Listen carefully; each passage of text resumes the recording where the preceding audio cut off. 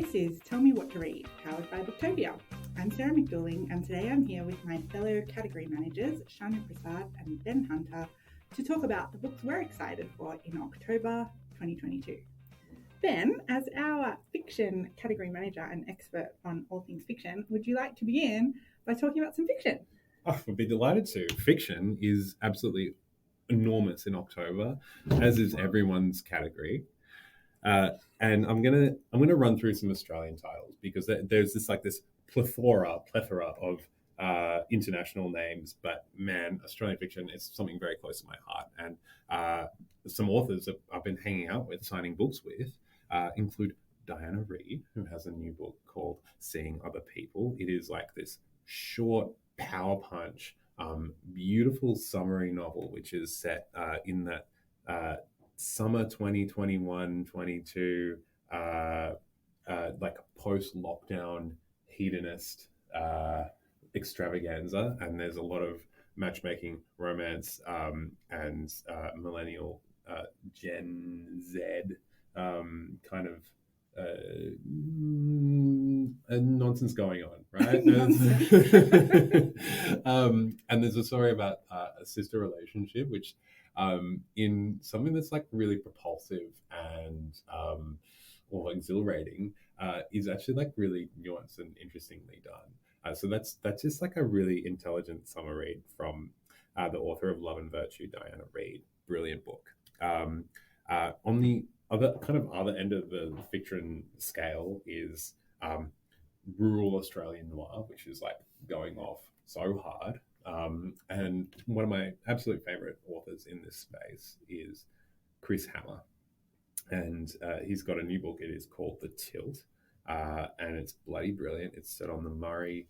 He packs so much into that rural setting that he really just he does kind of the same thing Michael Connolly does with his Bosch books. It's kind of like take the temperature of society in a crime novel. So this one has historical levels to it, like going back to World War II POW camps, but then there's most of it's in the modern day when there's it's on the Murray, it's deep in the bush. There's this forest, there's eco-terrorism going on, there's QAnon conspiracy theory dudes, anti-vaxxers out in the scrub, and then maybe neo-Nazis as well, there may be ASIO, but there's also this big family connection to the historical crime, which turns out to be not so historical, and that involves the family of Nell, the detective, at the heart of the whole thing. So it's a lot. So not so historical in that it's still happening in the present. Yeah. It's he like all good not crime novelists. He ties everything together, and it just powers home like a punch. I could not stop reading this thing. In that same vein, our book of the month is Jane Harper's Exiles, which is also set, a rural Australian noir. This one's set in this lush rural farming valley, right? And it's a year on from a rural show where a woman parked her pram with her baby in it and disappeared. And this woman has a family connection to Aaron Falk, the returning federal detective character, or federal agent character, who's played by Eric Banner in the movie. Which I like because I imagined Aaron Falk when I first read him in The Dry and That as a federal police agent, a guy in a boring black polyester suit with a bad haircut. But imagining him as Eric Banner is just a bit more sexy. That's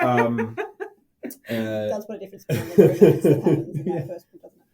And Aaron Falk has a little bit of romance going on in this book. Another one. Spoiler alert. So that's better to imagine Eric Banner in that. Right. But yeah, there's whereas Chris Hammer's book is there's historical layers and there's all this stuff going on. What Jane Harper does really well is she takes a crime which is or a disappearance which is so personal and affecting, and it seems like a small thing to be writing about, right? But but she makes it matter. She makes it matter to the readers so much. She's really good at that. And one book which is also been signed, and I got to spend time with the author, and I just adore her as a human being so much. Holly Ringland. The Seven Skins of Esther Wilding is a book of big heart and big scope, which goes from the Tasmanian coast to Copenhagen and then on to the Faroe Islands, like this small set of islands, which is like up in the Arctic Circle. It is a story of like coming to terms with grief. There's a lot of mystery going on. There's a lot of magic going on. It's too like there's a lot of folklore and tattoos and references to mer people. There's so much. there's a dead swan on like the 10th page or something. It is like so over the top, so heartfelt, so beautiful. It's about the connections women make and how they like can come together and surround each other and like lift each other up, which is like a special and beautiful thing to read. It's like just a special and beautiful book, which I think is going to be so healing for so many readers. So yeah, as I said, like Australian fiction, very close to my heart. I love it, and that's like the cherry on top of the mountain of blockbuster releases that come this time of year. There's going to be a new Ian Rankin. There's going to be a new Lee Child. There's going to be a new Colleen Hoover. It's that time of year. It's that time of year, right? But I'll shut up because you want to talk about kids. You want to talk about nonfiction. I do want to talk about some kids in my ear, but I was holding my tongue while you were talking because I'm in the process of reading The Exiles. I like to save my Jane Harper as a delayed gratification so that I have the minimal amount of wait time between. So I'm thoroughly enjoying that at the moment. I've just finished Holly Ringland's book, which is a book I loved living in. But let's talk about some kids in my ear. That's what I'm here to do. I've got a picture book, a middle grade fiction novel, and a YA book to talk about today. The picture book that I want to talk about is called Sometimes You Have to Be a Little Bit Naughty by Tame Minchin, with illustrations by Steve Anthony to accompany the lyrics from Tame Minchin's beloved song from the Matilda musical, Sometimes You Have to Be a Little Bit Naughty. This book is so beautiful. It's like liquid gold, the cover. It's like really beautiful gold cover with a little cutout on the front. It's not, the illustrations are all animal illustrations. They're really beautiful and brightly colored, and there's a little mouse door cut out of the front and a little mouse door cut out of the back. It's really, really beautiful, and it really makes you, when you read it as a picture book, it makes you really appreciate those lyrics of Tame Minchin's song even more. I'm going to just like remind all of those, or if you're one of the few people who never saw the Matilda musical and are not aware of this song, check out these lyrics. If you're stuck in your story and want to get out, you don't have to cry, you don't have to shout, because if you're little, you can do a lot. You mustn't let a little thing like little stop you. And I just love it. I love it. It's a great message, beautiful book, very gifty, coming towards Christmas. And for a short time, we do have some copies signed by Tame Minchin. Oh. So that is a cool thing. That is the picture book that I wanted to highlight. There are so many others and it's hard to narrow it down, but that's the one I chose for this podcast. Now, middle grade fiction. Now, the next book I want to talk about is a middle grade fiction book. It is a debut called A Girl Called Corpse by Rhys Carter. You may be familiar with Rhys Carter. He has already gathered a huge following as the herb nerd and has a previously published book called The Garden Apothecary. But I'm here to tell you, no matter how much Rhys Carter knows about herbs and gardening, he was actually born to write children's books. I knew that within a few pages of starting A Girl Called Corpse. You can just tell from the second you start reading that this is a magical book. It's a peculiar book. It's quite a fresh, interesting, unexpected book. It's charming and quirky and a little bit spooky, which is sort of perfect going into Halloween. And essentially it's a magical adventure about a ghost called Corpse who has made a little wax body for herself to inhabit and is off on an adventure with her spider friend, Simon. This book has witches and a sea monster, and I just cannot express how whimsical and oddly enchanting it is. I think this is definitely one of the most exciting children's book debuts of the year, and it's the first in a series as well, so I'm like super excited to see how this series pans out. And yeah, if you're wanting to, I know it's an odd title and it's a bit of an odd description, so if you're wanting to get a feel for the vibe of this book, I would say it's a little bit Tim Burton and a little bit Neil Gaiman, and the rest of it is just pure original Rhys Carter. So yes, that is my middle grade pick for October. Now, the YA pick for October is a book I have definitely already spoken about multiple times across different podcasts, but it is my YA pick for Booktoberfest, and that is Unnecessary Drama by Nina Kenwood. This book comes out next week, and I have already read this twice, and I read it twice by accident. I read it once, loved it, and then coming up to our podcast with Nina Kenwood last week, I decided to flip through it again just before the podcast, and I found that you can't actually flip through this book because it draws you back into the story straight away. It's a really heartfelt, warm, magical rom-com with a lot of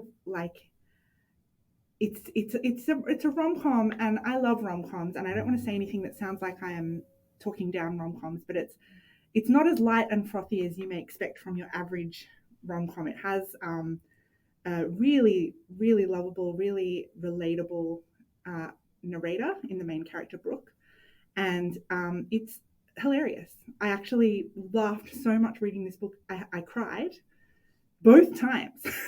In fact, I think I laughed more the second time round, which is really quite phenomenal. So yes, Unnecessary Drama by Nina Kenwood. It is her second book. I recommend both this and her first book. It sounded better in my head. And that is me with my 3 picks for kids. Now I would like to throw over to Shanu to talk about some lifestyle and nonfiction books. Thank you, Sarah. I also will say that I loved Nina Kenwood's book, and I also would like to read it again, but I have lent my review copy to someone else. I did too. I now have to wait for it to come back. I want everyone to read it, so I did the same thing. And I do also have all of Ben's picks on my TBR pile, and I am waiting for, we're recording this before the public holiday Monday, and I they're the ones I plan on reading on that day. So we'll see how far I get. I'll report back next month. First 2 books, Always Room for Christmas Pud by Auntie Donna. Second book, The Guy Who Decides, Australia's Funniest Social Media Sensation by Jimmy Reese. If I say these 2 names and these 2 books to you and you don't know who they are, don't worry about it. Someone in your life will. Just buy it. Buy a few copies, give them out as Christmas presents. You will be the favoured relative, I promise you. Especially give them out as Christmas presents to people in millennial or maybe lower millennials, not even elder millennials and Gen Z. I promise you. This is my tip. Okay, moving on. Let's move on to something a bit more, not necessarily serious, but just something that I'm really excited about, which is October. I'm going to rename the month of strong women writing awesome books for everyone, but about their lives. So I'm going to roll call through this really fast. First one, Grace Tame, The Ninth Life of a Diamond Miner, a memoir. I have not yet had a chance to read it because I've only had a proof copy, like a mock-up. So I've got a beautiful look at the cover, but it did not have a real book inside. But I did read a review yesterday, and the review has made me even more keen to read this book. It sounds amazing. And if you're worried that it's going to be too sort of traumatic or too hard to read, apparently she does an incredible job of really taking you along in her story. And it's actually got a more hopeful and a more positive view of the world than you would imagine maybe from what you know about Grace Tame. So highly recommend that. Then from Grace Tame, we move on to there's a little former Prime Minister called Julia Gillard, who has collated together, she's edited a book called Not Now, Not Ever, 10 Years On from the Misogyny Speech, which brings together a whole bunch of incredible Australian women talking about that speech, talking about changes that have happened or not happened in the 10 years since then, and sort of where do we go from here. So highly recommend that. Then we also have the very funny podcasters Laura Byrne and Brittany Hockley, talking about We Love Love, an unfiltered A to Z of modern romance and self-love. Who doesn't want that? There's definitely someone in your life that you could be giving that to. We also have, and if you might be very lucky because you're going to get in very fast because her book is selling super quickly, the wonderful and amazing Miff Warhurst with her memoir, Time of My Life, which I did get to read, and so did Sarah. And you can listen to a separate podcast that we did with Miff for her book. It's just wonderful. We're also really excited about Brooke Blurton's book, Big Love. We're excited about Georgie Abbey with Best Laid Plans. And there are so many more, but Bertie Blackman, Bohemian Negligence. There should be trigger warnings on this. Some people have already like read this book and are just like absolutely blown away by it. I again have it on my TBR pile, and with that public holiday Monday coming up, that is one of the ones that I'm hoping to be able to dig into. So they're just some of the incredible books by incredible women coming out in October. There are some books by, men as well, and they're good too. But these are my absolute picks. Okay, I do have to just break into the yay women to just one. There's just one person whose book is like eagerly awaited. Every time a book comes out, it's always such a great read. It's always very interesting. It's always very different, and it's the wonderful and amazing Richard Feidler, who has written a book called Book of Roads and Kingdoms, and it sounds fascinating, and it also looks beautiful. And as anyone who has listened to anything I've ever talked about knows, I love things that are exciting to read, but also beautiful to look at. We'll forgive him for not being a woman. Yeah, okay. That's good of us, yes. Which leads me into more beautiful books, which are also extremely useful books. By that, I mean cookbooks. Cookbooks this year, oh my goodness. Every year I think, how in the world could the next year of cookbooks be better? They can't be, and then they are somehow. So I'm going to do a rundown of the October new releases. And guys, October new is amazing. So is November. But let's go talk about October. So first one, Joy of Better Cooking, Life-Changing Skills and Thrills for Enthusiastic Eaters by everyone's favorite, Alice Silversky. Her first book, Praise of Veg, went bonkers, crazy. People loved it. This book is equally good. She actually says herself that she likes the recipes in this book better because they're the recipes that will make you excited about cooking again. It's recipes for beginners, for more advanced cooks, for people that want to do fast weeknight meals, for people that want to do something a little bit more elaborate. It's kind of everything in there. It's all flavor forward, as you'd hope in a cookbook, but it sounds amazing. Second book is by Booktopia absolute favorite and darling, Hetty Lou McKinnon, who again has very kindly, in fact, all of these ones I'm talking about at the moment, so Alice and then Hetty, have both signed copies for us. So hopefully by the time you're listening to this, there are still some left. But her book, Tender Heart, is a book about vegetables and unbreakable family bonds. It was inspired by her father. She talks about her chapter each on her favorite vegetables and amazing recipes that go with each of these. This is the book that is perfect for vegetarians and vegans. She has substitutions for all of her vegetarian meals to make them vegan. So if you're looking for a book for that person in your life, then this is the one. Then the next book I want to talk about is another weeknight dinner book, literally called Dinner, by the absolutely talented and incredible and very well beloved Nagi. Also, probably better known as the woman behind the website Recipe Tin Eats. Every single recipe in this book is an absolute winner. Winner, chicken dinner, or not chicken dinner, all kinds of dinners. Whatever dinner you want, you can make out of this book. It's not just dinner, it's also dessert. It's everything. And I can personally recommend this book as I have cooked a number of recipes already that are from it and successfully cooked, I like to add. It works. Yeah. And then there's also another book which I think is invaluable to have in your life, particularly if you're like me and you hate waste and you try and use up every single thing that you have bought in the fridge, but sometimes it's just really hard. It's really, really hard. You do your best. This book is the book to give someone or to give yourself to help you with that. It's The Food Savers A to Z, the essential Cornersmith kitchen companion. The Cornersmith guys, Alex and Jamie, are amazing. They are so brilliant, and they have done an incredible job to get A to Z. Every single letter of the alphabet has food that if you've got some food in your fridge, you just find out what that food is in the book, and they will give you recipes, no matter if you've got like a tiny little amount or enough to feed 20 people. They will tell you what to do with it. Now, I would like to finish off this cookbook roundup with, of course, a dessert book, as all meals should finish. And sometimes I may say start as well. And the book that is coming out this month, which I was so excited when I saw was coming, was by the amazing and wonderful and very lovely Catherine Sadeth. Her follow-up to her debut cookbook, Bake Australia Great, is called Bake My Day. Another baking pun. Who doesn't love that? Sweet ways to make friends and be the life of the party. In this book, she goes from really simple recipes at the beginning that like the beginner novice, child cook can do, up to sort of more complicated things at the end. But what's wonderful is that even the more complicated things, she has broken down for you so that you can do it step by step, and actually you can look like an impressive pastry chef with just some very sort of more basic skills. And I think that is a brilliant thing, and I'm looking forward to baking from this book. And that is me. I am done. Shanu, that was an incredible amount of books to talk about in a short window of time. I'm hungry. I'm hungry too, and I feel very inadequate for only having discussed 3. However, I will just mention something that I forgot to say when I was talking about mine, which is that there are also signed copies briefly available for A Girl Called Corpse and Unnecessary Drama, just so that that's out there, just so that people know. But I think we're out of time, and so that's a wrap on October. You can check out all the books mentioned in this podcast, if you can catch them all, at your local bookstore or online at booktopia.com.au. If you enjoyed the show, drop us a review on Apple Podcasts or a like on Spotify and let us know what you think. Thanks for listening, and never stop reading.